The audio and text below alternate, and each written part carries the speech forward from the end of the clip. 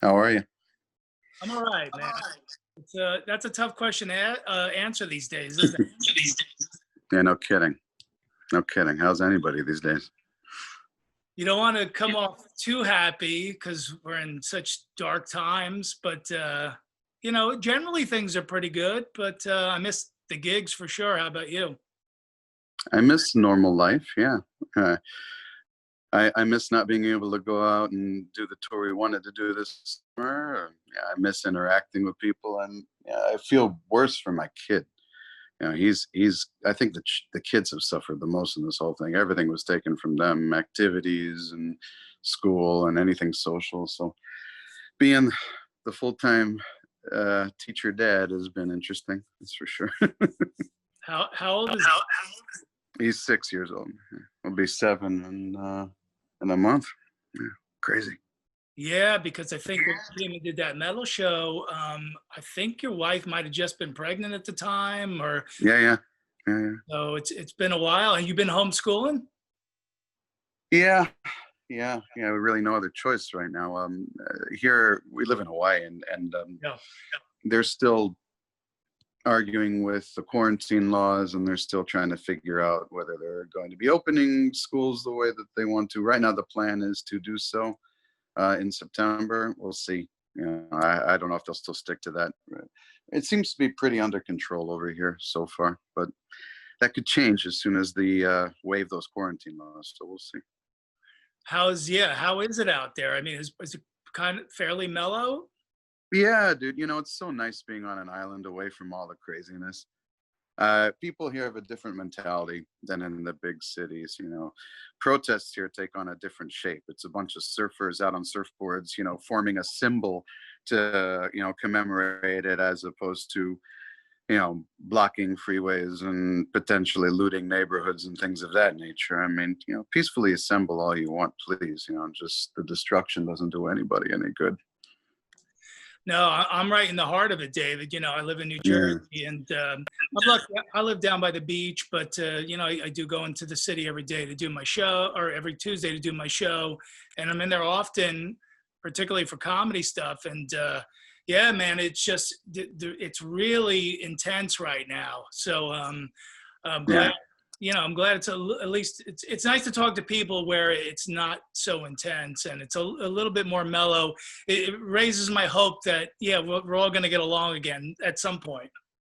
Yeah, it definitely is a different vibe here than it must be in the big cities on the mainland. I mean, I've had friends tell me, about the horrors that they're experiencing, about not being, about being prisoners in their own homes, and not from, the virus, but from what's going on outside in their neighborhoods. And, yeah, it's a very scary time. The it's tragic that we feed on each other when we're starving for everything else. It's really tragic, but hopefully we'll get to see the light of day eventually. Hopefully there'll be a vaccine sooner than later, and we'll be able to return to normalcy. Yeah, no, absolutely. And but I guess and you're obviously I'm sure if I ask you what you've been up to, you're writing songs, of course, all the stuff that creative people do. But I kind of get the sense, David, and I don't know you that well, but you got off of social media, you moved your family to Hawaii. I kind of get the sense you like being a little bit disconnected. I do. I do. I have no problem with it, man. I like being able to, like, or at least I used to be able to like getting into it when I want to and getting out of it when I don't. Uh, that's another freedom that the virus has robbed us of. We can't travel safely, freely anymore. The biggest concern I have when it comes to my family is my wife's father is very, very compromised when it comes to this kind of stuff. He's a double lung transplant recipient. So he's about as high risk as they get.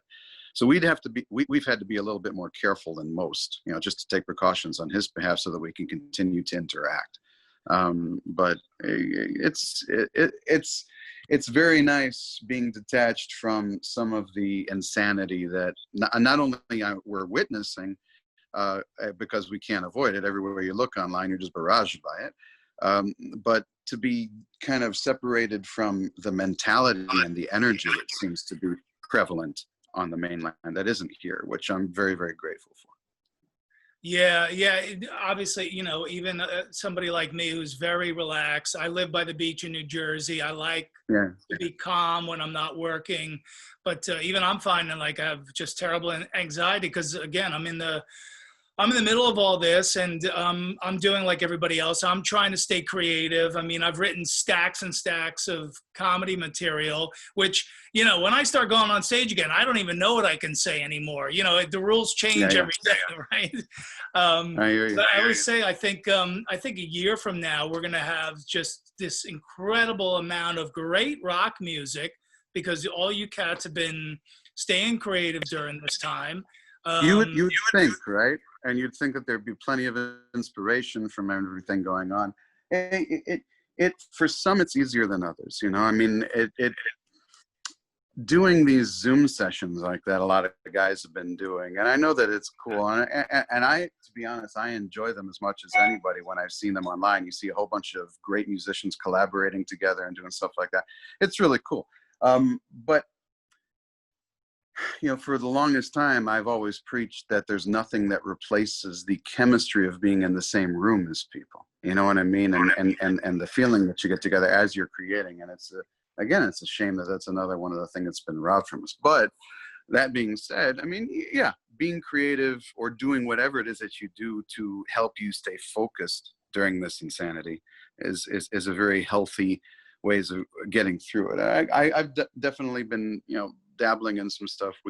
I did a track with these guys in a band called Saul. I don't know if you've ever heard of them. They had a nice, they had a hit on Octane called Brother. Did really, really well for them. They had a hit on Active Rock, and I wrote a track together with those guys, King of Misery. It should be coming out soon. Really happy with how that one came out. And then we're still working on figuring things out, but I don't. Have you ever heard of a rapper by the name of Hyro the Hero? He's tight with the guys in the Deftones camp. Okay, yeah, I know the name, but I'm not familiar with his work. Good guy, very, very, very talented. Incredible flow, incredible delivery, very poignant as far as his lyrics are concerned. So I actually collaborated with him on a track that I actually sing on as well. And that should be coming out sometime in the next couple months. And then from the Disturbed side of things, we have a little hidden gem that we're going to be throwing out there just to the streaming networks, just to see what people think of it. Last record, we've always had the tradition of doing covers on just about every record. Last record, we specifically left it off. Well, the one that we left off was the one that we're going to end up throwing out there just for the hell of it. And I'm kind of curious to see how people react to it. I'm not going to give away what it is, but something is definitely coming, and you're actually the first to hear it. So, or first to hear of it. Let's put it that way, Don. So. Well, I mean, I get there's said. Do you feel pressure like your last cover? Nah, I don't know. You know it was what? kind of big. It was kind of big. No, I don't. Yeah, it's huge because they always expect now every cover to be as huge as the Sound of Silence cover was, and we don't have any delusions. It was just a fun cover to do. From a lyrical perspective, it's very poignant for how we're feeling in today's times. I think people will dig it. It's a cool vibe. I'm curious to see how people react to it. And then when it comes to like future Disturbed music, we're still figuring out how to best create more material in this Zoom environment that we have to deal with. It's not so easy, like I said, but we've got some stuff in our back pocket, and we'll continue to create. But what we really want to do is play. What I think everybody wants to do because we can't is play. Yeah. More than anything else, we're starving to perform. It just sucks. No, it is, man. I just find I always joke with people when they ask me about doing comedy, and I say, basically it's just to avoid paying for therapy my whole life. Yeah. But I'm really finding how much that is actually true. And obviously I think same with a lot of musicians because, with comedy, we're going to get back rolling here in the next couple months. But for you guys, they're telling you, don't even think about anything till 2021.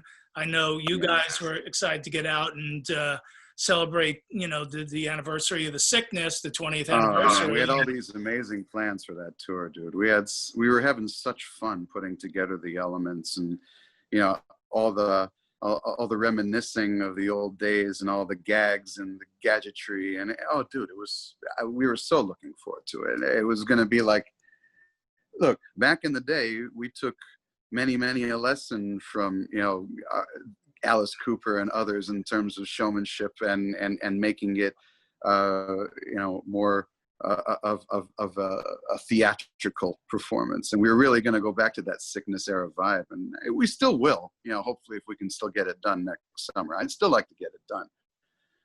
I think it's an opportunity for us to just go back to a different time and relive it in a way that we won't get the chance to again.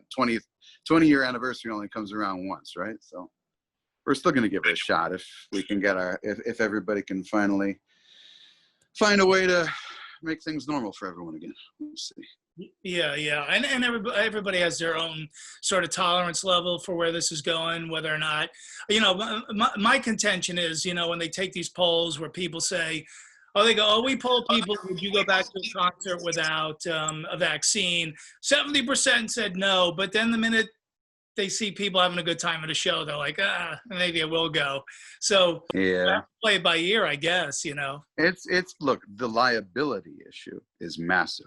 Right. For anybody who's a part of the industry, whether imagine you facilitate a gathering and you license a gathering where people contract it, and then they can sue you. Right. You know what I mean? There's so many complicated aspects to this thing. That's why people even entertaining the whole, and then having to do these concerts with social distancing in mind, or doing car drive-up concerts like they're doing overseas. It's like, oh my God, is that what it's become? And is that all we have left? Is that the new normal for the time being, for the next couple of years until things figure themselves out? Because the polls may be what they may be, brother, and people may. I'm confident as hell that once there is a vaccine of some sort, that people will come out in droves. I think people are starving for live experiences and gatherings like never before. Yep. But here's the harsh reality of it. I mean, my wife and I, we have friends of ours that they lost their entire family in a week. 7 people all died, and if you go ahead and you buy into the whole, it has something to do with genetics and blood type, well, then it makes a whole lot of sense. This poor girl lost all 7 members of her family in a week. They all dropped dead from the virus, not complications from the virus, from the virus. So it's a very real thing. And whether it's protesting peacefully or real protesting, or whether it's gathering to for a rally or any other reason, these public gatherings, if they're not dealt with in the right way, or even if they are dealt with in the right way, you get a whole bunch of people together, socially distanced from one another, screaming their lungs out. All right, masks or not, enough of that particular matter is going to get in the air, and you're going to fucking catch something. It's going to happen. If if everything the scientists are telling us is true, people just need to calm the fuck down on every level when it comes to this right now, and just just chill the protests, chill the gatherings, until we figure out how to really best deal with this thing, and until people that we love stop dying for unnecessary reasons. There's no other way around it. Polls are polls. Yeah, and there's a very delicate balance between how much do you accept of death from the disease before it ends up becoming death from depression and suicides and loss of revenue and loss of businesses and all the things that go along with the other side of this. It's like the perfect storm of shit. There's no good answer to any of this. That's the saddest part. That is the hardest part, and you're right, man. So, yeah, I mean, obviously, everybody's out there. They're trying to do the right thing. I know bands are anxious to get back. Performers are anxious to get back, because that is part of our mental health, obviously.